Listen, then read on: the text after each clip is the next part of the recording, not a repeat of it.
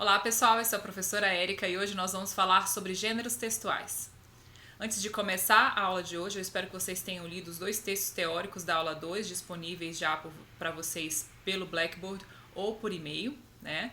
Então, vamos começar então falando sobre o que é texto, né? Já que a gente vai falar sobre gêneros textuais, vamos definir primeiro o que é texto, quais são as características do texto, para depois chegar na parte de gêneros textuais. Enfim, quando a gente define texto, vocês vão ver que texto não é um conjunto de palavras, né? Texto, na verdade, é um ato comunicativo. Então, todas as vezes que a gente se comunica, a gente produz um texto. Portanto, esse texto pode ser verbal ou não verbal, né? Ele pode se manifestar das mais diversas formas. Então, se é um ato comunicativo, é um texto. É claro que o texto pode se manifestar sim por um conjunto de palavras, né? Mas vocês vão observar que para que o texto seja texto, ele precisa preencher uma série de critérios, né? Então, primeira definição de texto. Texto é um ato comunicativo, né? Então, nessa definição, se eu faço um gesto como esse, né? Isso aqui vai ser um ato comunicativo, então, portanto, isso aqui vai ser um texto, né? Então, colocar o dedo, né, na frente da boca dessa forma é um ato comunicativo que quer dizer silêncio, né? Pedir silêncio, é uma forma de pedir silêncio. Portanto, isso daqui vai ser um texto não verbal, ok? Então, beleza. Ato comunicativo. Texto é qualquer ato comunicativo. Vocês vão ver que a autora Antunes vai definir, na verdade, texto como manifestação de um propósito comunicativo. São várias formas diferentes de dizer a mesma coisa. É um ato comunicativo. Okay? Então, para que um texto seja texto, né, para que ele seja um ato, a manifestação de um propósito comunicativo, ele precisa preencher 7 critérios de textualidade. Né? Então, o que é textualidade? Textualidade são as características do texto, os atributos do texto. Isso nós chamamos de textualidade. Então, são 7 critérios, 7 características. Então, vamos falar sobre cada um desses 7 critérios. Então, o primeiro critério aí é coesão. O que é coesão? Coesão é a ligação entre as partes do texto. Né? São todas as estratégias que nós utilizamos para manter o texto unido, único, né? Então, quando a gente fala de coesão aqui, vocês vão observar que nos textos escritos, as nossas principais estratégias de coesão são organização das ideias, né, e o uso de conectivos, né? Não sei se vocês se lembram daquela redação que a tia Teteca gostava de passar pra gente, chamada As Minhas Férias, né? Depois da quarentena vai ser o que você fez na quarentena, né? Mas aquelas primeiras redações que a gente fazia era mais ou menos assim. A gente falava assim: saí de férias, ponto. Fui pra casa da vovó, ponto. Brinquei com os meus primos, ponto. Tomei sorvete, ponto. Voltei pra casa, ponto. Né? Então, a coesão do texto era garantida minimamente pela organização das ideias. Observe que todas as frases têm a mesma unidade temática, a mesma ideia temática, coisas que você fez durante as férias, e estão organizadas de forma razoavelmente cronológica. Portanto, a coesão do texto é mantida pela organização das ideias. Depois de um tempo, a gente começou a aprimorar essa redação, né? Então ficava assim: finalmente saí de férias, logo fui para casa da vovó. Chegando lá, brinquei com os meus primos, tomei sorvete, mas as férias terminaram, portanto, voltei para casa. Então a gente começou a usar conectivos. Então, essas são as nossas principais estratégias de coesão, né? Organização das ideias e uso de conectivos. A nossa próxima aula, a aula 3, vai ser só sobre coesão e coerência. Então nós vamos voltar a falar mais sobre esse tópico. Mas de qualquer forma, resumindo, coesão é a unidade, aquilo que liga as partes do texto. Bem, eu falei para vocês que esse gesto aqui, ele é um texto. Então, esse texto também é coeso? Sim, né? Então, não é simplesmente levantar o dedo. É levantar o dedo e posicionar o dedo na frente da boca, né? Então, esse gesto também é unido, ligado, coeso, né? Então, quando a gente fala de coesão, a gente está falando de diversas estratégias. Nos textos escritos, que é o que é mais relevante para a gente nessa disciplina, são essas duas estratégias. Tá? Segundo critério, né? Nós vamos falar aqui sobre a coerência. Então, o que é a coerência? A coerência é a relação lógica, a relação de sentido entre as partes do texto. Vocês vão observar que coesão e coerência andam juntos. Geralmente, quando você erra um, você acaba errando o outro também. Mas quando a gente fala de coerência, a gente está falando da relação de sentido, não só entre as partes do texto, mas a relação do texto e o contexto, né? Então, se eu digo assim: estou com sede, portanto, vou beber água. Estou com sede, vou beber água. Causa, consequência. Portanto, tá ligando essas duas partes. mas está mantendo a relação de causa-consequência. Então, esse texto está coeso e está coerente. Se eu digo assim, estou com sede porque bebi água. Então, a priori, isso não faria sentido. Afinal de contas, você não fica com sede depois que bebe água, né? Agora, pensa num contexto em que isso pode fazer sentido. Vamos supor que eu estou num barco salva-vidas, no meio do mar, e estou com sede porque bebi água do mar. Então, essa mesma frase vai ter sentido, afinal de contas, dentro daquele contexto, aquilo tem sentido. Então, o que eu quero mostrar para vocês? Quando eu falo de coerência, eu estou falando da relação entre as partes do texto, mas eu também estou falando da relação do texto e o contexto, né? Então, nós temos aí essa relação de coesão interna e coesão externa. Desculpa, de coerência interna e coerência externa, ok? Então, quando eu falo de coerência, eu estou falando da relação lógica, relação de sentido entre as partes do texto, ok? E entre o texto e o contexto. Nosso terceiro critério é a situacionalidade, que é justamente o contexto, né? Então, todo o texto está imerso em uma situação comunicativa. Então, se você não entende a situação comunicativa, você não vai entender o próprio texto, né? Então, essa relação, ela é importante. Tanto a situação comunicativa provoca como a existência do texto, a própria situação comunicativa dá sentido ao texto. Portanto, essa relação é importante. Quando a gente fala aqui de situação, vamos imaginar aqui situações em que um texto, você consegue identificar o texto, mas não entender qual é o propósito comunicativo dele. Eu gosto de dar exemplos de piadas internas. Então, muitas vezes você vê amigos seus com piadas internas, piadas que você não conhece, das quais você não participa, e você consegue identificar que aquilo é engraçado para eles, você consegue identificar que aquilo é uma piada, mas se você não identificar o contexto, o que provocou a existência o que provocou a graça daquela piada, você não vai conseguir entender o propósito comunicativo do texto, né? Então, entender a situação comunicativa é essencial para entender o próprio texto. A mesma coisa acontece com os memes, né? Nós vivemos aí numa era de memes, né? Nós tem relacionamentos baseados aí em troca de memes, né? Então, de vez em quando a gente se depara com um meme que não faz sentido pra gente, que não tem graça pra gente, a gente não entende qual é o propósito dele, né? Então, no meu caso, são os memes relacionados a desenhos japoneses, né? Aos animes aí. Qualquer um. Não entendo. Então, para que eu entenda o meme, eu preciso entender qual é a situação comunicativa que dá graça a ele. Portanto, essa relação aqui precisa ser direta. Então, a situação comunicativa é essencial para a gente entender a situação comunicativa, é essencial para a gente entender o próprio texto. Por quê? Porque é a situação comunicativa que provoca a existência do próprio texto, né? Então, por exemplo, vocês estão assistindo essa aula hoje, virtualmente, justamente porque nós estamos aqui num contexto de pandemia. Então, se não houvesse pandemia, provavelmente eu não teria gravado esse vídeo, pelo menos não agora, e não teria postado, e vocês não estariam assistindo esse vídeo agora em casa. Então, mesmo para quem estiver assistindo esse vídeo aqui daqui a anos depois da pandemia, saiba que foi a pandemia que provocou a existência desse vídeo. Então, compreender a situação comunicativa nos ajuda a entender o próprio texto, ok? Porque é a situação comunicativa que provoca a existência do texto. Então, esse é o nosso terceiro critério. Então, coesão, ligação entre as partes do texto, coerência, né, relação lógica do texto, situacionalidade, é a relação do texto e a situação comunicativa, a relação do texto e o contexto, né? Informatividade é o nosso quarto critério. Então, informatividade. Pessoal, eu vou mostrar para vocês como a autora definiu informatividade e como eu vou adotar qual a minha definição de informatividade que nós vamos usar a partir de agora, né? Nossa, eu sei, é muito arrogante da minha parte fazer uma coisa dessa, mas estou fazendo. A autora definiu informatividade como grau de novidade do texto, né? Então, todo texto traz uma informação nova. Então, a gente classificaria o texto como um alto grau de informatividade ou um baixo grau de informatividade pela quantidade de informações novas e pela complexidade dessas informações, né? Então, por que eu não estou adotando essa definição? Não adoto essa definição porque eu acho que fica subjetiva a análise, né? Então, às vezes, o mesmo texto pode ter um alto grau de informatividade para uma pessoa e um baixo grau de informatividade para o outro. E também, dizer que o texto tem um alto ou baixo grau de informatividade também não nos diz muita coisa.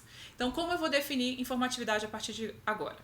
Informatividade é o conjunto de informações que o texto traz ou deveria trazer, né? E/ou deveria trazer. Então, conjunto de informações que o texto traz e/ou deveria trazer. Então, isso é o que nós vamos considerar informatividade. Então, vamos imaginar aqui um convite. né? Quando você recebe um convite, alguém fala, olha, eu tenho um convite para te entregar. Você nem precisa abrir o texto, né, ler o texto, ou quando ele fala o convite, você já espera encontrar no mínimo 4 informações, que são: qual é o evento que você, né, para qual evento você está sendo convidado, data, horário e local. Então, todo convite tem no mínimo essas 4 informações. Quem determina que sejam essas as 4 informações presentes em todos os convites? Tem uma norma, tem uma lei? Não. A situação comunicativa e a intenção do texto determina que essas informações sejam necessárias. São as informações mínimas necessárias para que alguém possa comparecer a um evento, né? Então, quando a gente fala de convite, por exemplo, essas serão as informatividades básicas do convite. Todo convite transmite essas 4 informações, né? De forma... Pode ser formal, informal, né? O convite pode ser oral, escrito, mas de qualquer forma o convite transmite no mínimo essas 4 informações. Então, quando a gente fala de informatividade, é o conjunto de informações que o texto traz e/ou deveria trazer, ok? Então, coesão, coerência, situacionalidade, informatividade, intencionalidade. Então, o que é intencionalidade? A intenção comunicativa do texto, o propósito comunicativo do texto, o objetivo do texto. Então, todo texto tem um objetivo, um propósito, né? Então, esse eu acho que é o mais simples de todos, né? Nem preciso falar. Então, todo convite tem a intenção de convidar alguém, né? Todo currículo tem a intenção de apresentar um candidato a uma vaga de emprego ou uma vaga de estágio, né? Então, a intenção, o propósito do texto. Vamos lá. Coesão, coerência, situacionalidade, informatividade, intencionalidade, intertextualidade, é um dos meus favoritos. Intertextualidade é a relação entre os textos. Inter significa troca, textualidade, né, relacionada a texto. Então, quando a gente fala de intertextualidade, eu estou falando a respeito do relacionamento entre os textos. Então, todo texto se relaciona com outros, né? Isso que nós chamamos de intertextualidade. Pessoal, não existe texto 100% original, porque todo texto se baseia em outros textos. A gente consegue observar algumas evidências de intertextualidades aí em vários contextos. Vamos dar o exemplo aqui da paródia, né? Então, a gente tem várias paródias hoje em dia de filme, de música, né? Então, na minha época tinha uma série chamada Todo Mundo em Pânico, né? Que era uma série de filmes que eram feitos para zoar outros filmes, né? Então, para você entender a paródia, você tinha que ter entendido o texto original, né? Então a gente tem paródias hoje mais comuns, por exemplo, tem um filme, tem a saga Crepúsculo, né? Então tem Os Vampiros que se Mordam, se eu não me engano é o nome da paródia, né? Tem os Jogos Vorazes e os Jogos Famintos, né? Então, enfim, a paródia é um exemplo grande de intertextualidade. A paráfrase também. O que é a paráfrase? Você colocar com outras palavras uma outra ideia. Então, a paráfrase também é uma intertextualidade, né? Uma das principais evidências de intertextualidade nos textos acadêmicos é justamente o uso de citações. Então, quando você vê uma citação no texto acadêmico, você já sabe qual foi o texto que influenciou aquele que você está lendo, né? Então, olha o spoiler aí, ó, para quem, né? Uma das principais evidências de intertextualidade nos textos acadêmicos é o uso de citações. Então, quando você vê que um texto cita outro, você já identificou ali uma intertextualidade direta, né, desse texto. Então, intertextualidade é a relação entre os textos. Então, a aula de hoje está sofrendo intertextualidade direta aí, por exemplo, dos textos teóricos que vocês leram antes desse vídeo, né, antes da aula. Então, intertextualidade, relacionamento entre os textos, ok? E por último, a aceitabilidade. Pessoal, aceitabilidade. A aceitabilidade não tem a ver com aceitar o texto, concordar com o texto. Tem a ver com reconhecer o texto, reconhecer o propósito comunicativo do texto. Então, no fundo, a aceitabilidade depende de todos os outros critérios. O texto só vai ser aceito, reconhecido, se todos os outros critérios estiverem ok. Então, pensa nisso num checklist, né? Tem coesão, tem coerência, então vai ter aceitabilidade. Agora, se falhar algum dos outros critérios, vai falhar também a aceitabilidade. Então, aceitabilidade é o nosso último critério. São as condições de interpretabilidade do texto. Então, aceitabilidade são as condições de interpretabilidade do texto. Ou seja, você dá ao seu leitor condições de interpretar o texto. Ok? Então, respondi o que é. Respondi não, né? Eu apresentei para vocês o que é texto e quais são os critérios de textualidade. Ou seja, quais são as características que um texto ter para ser... Quais são as características que um texto precisa ter para ser considerado texto, né? Então, vamos para gêneros textuais. O que são gêneros textuais? Vocês vão ver que gêneros textuais são modelos de texto com função comunicativa específica e uma estrutura definida. Né? Então, quando a gente produz textos, nós produzimos textos com modelo, a partir de modelos que nós já conhecemos. Nós chamamos esses modelos de gêneros textuais. Né? Então, a partir do momento que você reconhece o gênero textual, você já sabe para que ele serve, você já sabe que tipo de estrutura você vai encontrar aí. Então, o que é estrutura aí? Estrutura é a mesma coisa que plano composicional, que é a mesma coisa que organização de ideias. Né? Vamos ao exemplo novamente do convite. Então, eu falei para vocês que o convite é um gênero textual. Convite. É um modelo de texto? Sim. Tem uma função comunicativa específica? Sim. Todo convite tem a função de convidar. Tem uma estrutura definida? Tem. Aquelas 4 informações que eu já tinha mencionado para vocês, né?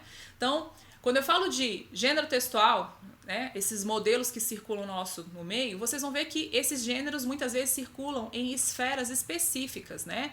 Então, por exemplo, nós temos gêneros textuais jurídicos, nós temos gêneros textuais da área médica, nós temos gêneros textuais tecnológicos. Então, cada área de conhecimento envolve gêneros textuais específicos aí, né? Então, já que essa aula aqui tá sendo apresentada aqui para vários alunos de vários cursos, vocês vão observar que no curso que vocês estão desenvolvendo, estão aprendendo a produzir gêneros textuais específicos dessa área, né? Então, o pessoal do direito tá lá, petição, contestação, né? A sentença, decreto, gêneros textuais da área jurídica. Cada um deles tem um propósito comunicativo específico e uma estrutura definida, né?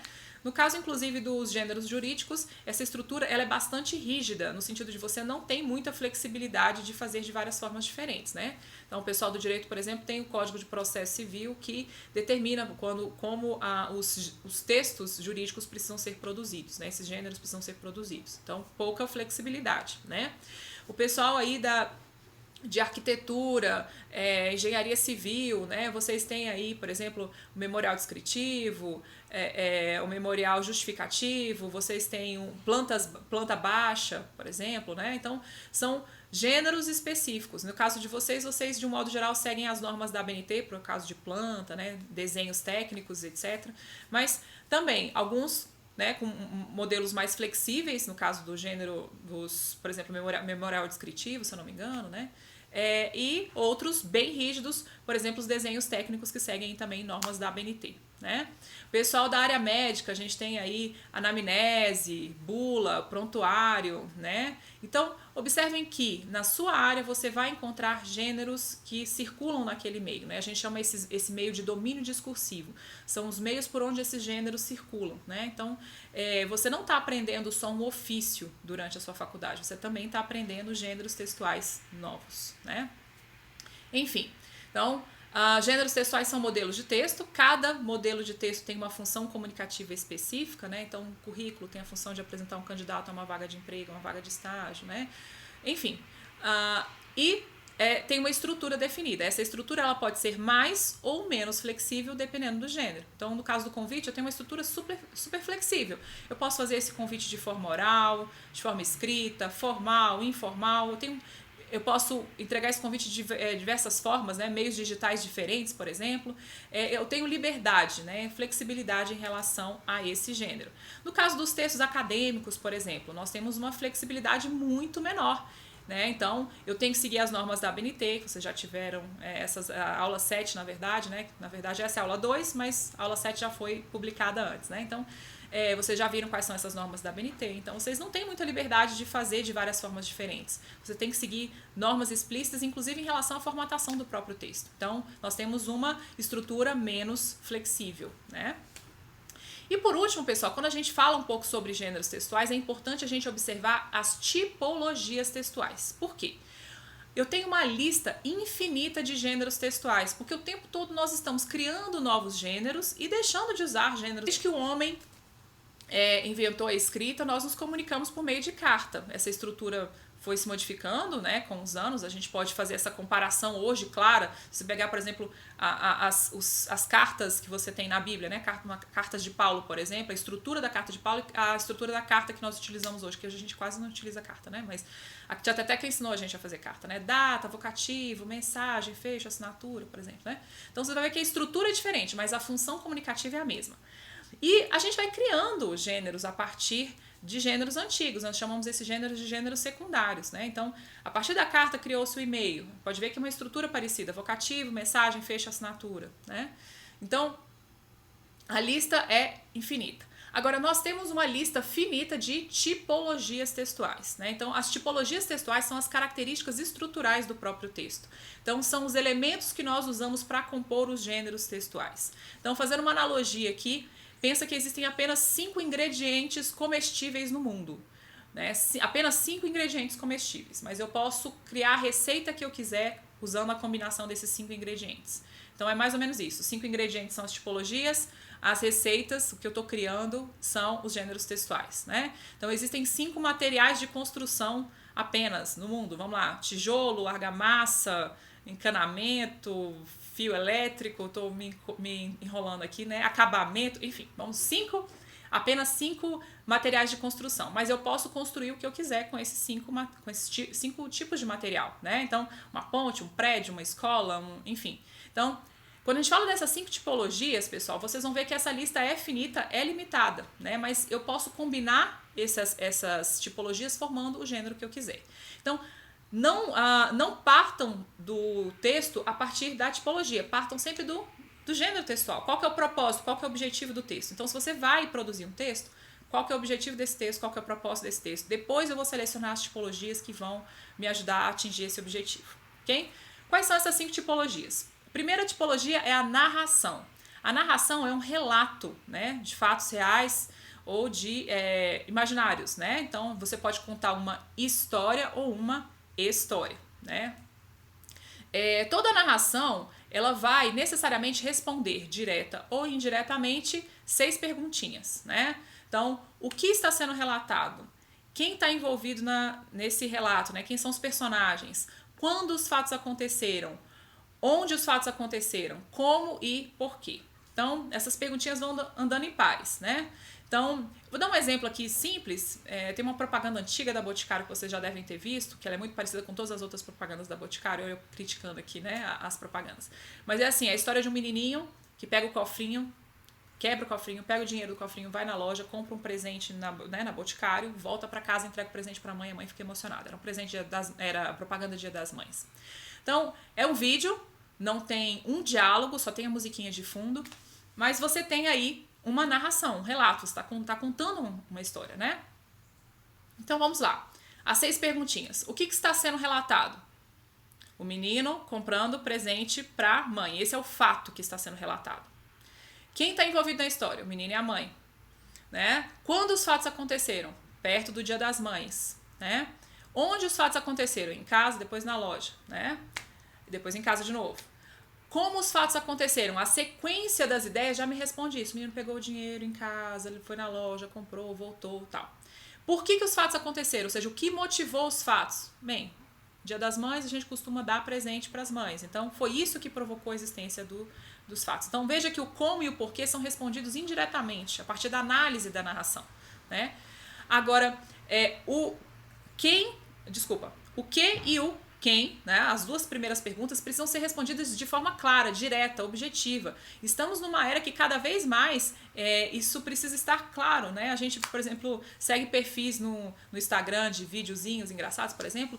O nosso foco de atenção é cerca de 5 segundos, mais ou menos, de 5 a 8 segundos, né? Então, se no vídeo demora muito para acontecer alguma coisa, a gente costuma acabar perdendo o interesse pelo vídeo e passando, né? Então, o que e o quem precisam ser respondidos sempre de forma direta, objetiva, né? Sempre não, é claro que depende muito do objetivo do texto, né? Então a gente pega, por exemplo, um filme de suspense, né? Então, justamente o suspense do que vai acontecer leva a focar o interesse. Mas, de um modo geral, essas 2 perguntas precisam estar claras, né?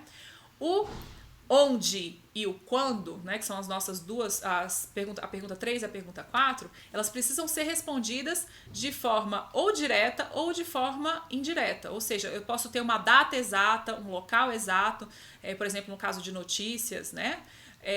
Em textos, por exemplo, didáticos, históricos, mas eu posso ter uma referência, né, abstrata. Por exemplo, o Era Uma Vez. O que o Era Uma Vez? Era Uma Vez é uma referência de quando e onde de forma abstrata. ou então numa galáxia muito distante, né? Então eu tenho uma referência de quando e onde de forma abstrata, né? E o como e o porquê podem ser respondidos de forma indireta. Enfim, então narração é um relato. Segunda tipologia é a descrição. Então, a descrição é a atribuição de características. Então, fazer uma descrição é fazer um retrato verbal, né?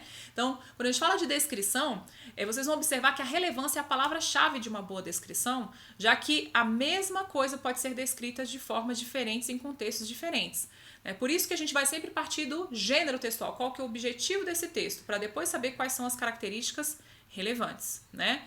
Então, observe que quando a gente fala dessa relação, o gênero que vai determinar quais são as características que vão ser colocadas na descrição. É isso que eu quero dizer, né? Então, e a gente nunca também consegue exaurir completamente uma descrição. Um exemplo rápido aqui. Então, vou me dar como exemplo. Então, se eu for ao médico, o médico vai fazer uma anamnese, né? Então, vai colocar as minhas características relevantes naquele contexto. Então, quais são as minhas características relevantes para o médico?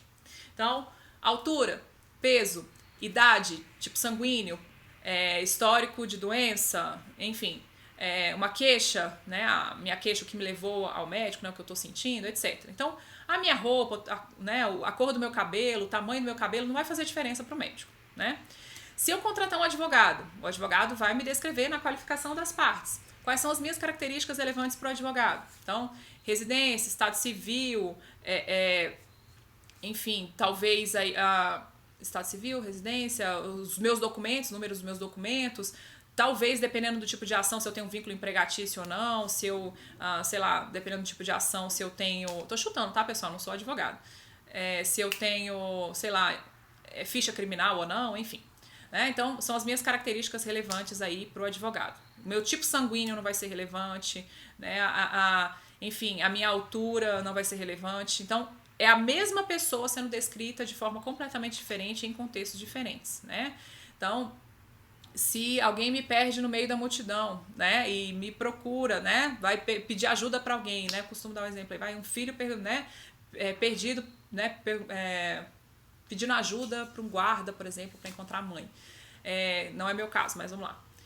Então, nesse caso, altura, estado civil, isso aí não vai ser relevante. O que vai ser relevante? A roupa que a pessoa está vestindo, o tamanho do cabelo, as características físicas mais observáveis visualmente, né? Então, é a mesma coisa, mas está sendo descrita de formas completamente diferentes em textos diferentes. Por quê? Porque são gêneros textuais diferentes. Esse texto tem propósitos diferentes. Então, as informações vão ser diferentes, ok? Então, narração, descrição. A Tia Teteca costumava dividir isso em 3, né? Narração, descrição e dissertação. Então, o que é dissertação? A dissertação é um texto que trabalha com ideias. Eu já vou dividir a dissertação em 3 para vocês, né? Existem 3 tipos diferentes de dissertação. A exposição. A exposição é um texto informativo, é um texto que informa, né? Apresenta, expõe informações, como o próprio nome diz, né? Então, nós temos aí comunicados, textos didáticos. Então, o objetivo é expor uma informação. Nós temos também a argumentação. Então, argumentar é defender uma ideia, defender uma tese. Então, a argumentação é a defesa de uma ideia, de uma tese. O que é tese? Tese é a ideia que está sendo defendida, que está sendo, enfim... você pode fazer a argumentação com diversos propósitos, com o objetivo de convencer alguém, com o objetivo de justificar alguma coisa, de fundamentar alguma coisa. Portanto, a própria argumentação pode ter propósitos diferentes, né? Então, os textos acadêmicos, de modo geral, têm trechos argumentativos a partir do momento que você faz citação de outros autores para fundamentar a sua tese, a sua ideia, né? Costumo contar uma história rápida, né, a respeito da minha infância aqui, quando eu falo de argumentação, né, de quando eu fui pedir, por exemplo, mesada, né? Cheguei para minha mãe, mãe, eu quero mesada. Aí a minha mãe, eu quero mesada, a minha tese. Minha mãe, você não precisa de dinheiro. A tese dela, né? Eu falei, preciso fundamentar, né? Eu falei, mãe, eu sou uma boa filha, eu faço as tarefas de casa, né? Na minha época o trabalho infantil era liberado, né? Então a gente trabalhava em casa, sem problema. Home office, inclusive. Nossa, péssima essa piada, desculpa, gente. Enfim, sou uma boa irmã, né? Faço as tarefas, né? Aí ela respondeu, não faz mais que a sua Obrigação. Mãe, todas as minhas amiguinhas recebem mesada, você não é todo mundo, né? Então, olha só, nós temos duas argumentações aqui, né? A minha argumentação é a argumentação dela. Então, nós temos uma ideia central e nós temos argumentos. É claro que não é qualquer argumento que defende a tese. Então, cedo na vida a gente descobre isso, né? Então, quando a gente fala de argumentação, a gente está falando de defesa de ideia, né? Defesa de uma tese. O que é a tese? É a ideia que está sendo defendida. E por último, nós temos a injunção. O que é a injunção? A injunção é um texto que prescreve ações, né? Então pode ser uma ordem, um pedido, uma orientação, uma sugestão, né? Então nós temos exemplos aí, receita, manual de instrução, as leis, né? São textos injuntivos, textos que prescrevem ações. Então na prática o que nós fazemos? Nós pegamos essas 5 tipologias e misturamos essas tipologias para usar, para compor o gênero textual, né? Então na prática, dificilmente você encontra um texto com apenas uma tipologia. A gente tem uma sequência tipológica. O que é sequência tipológica? É a mistura dessas tipologias, né? Então, pessoal, é isso. Então, eu gostaria de agradecer vocês pela aula de hoje, pela presença na aula de hoje, né? Presença virtual na aula de hoje. Nos encontramos na nossa próxima aula sobre coesão e coerência. Um grande abraço para vocês. Tchau, tchau.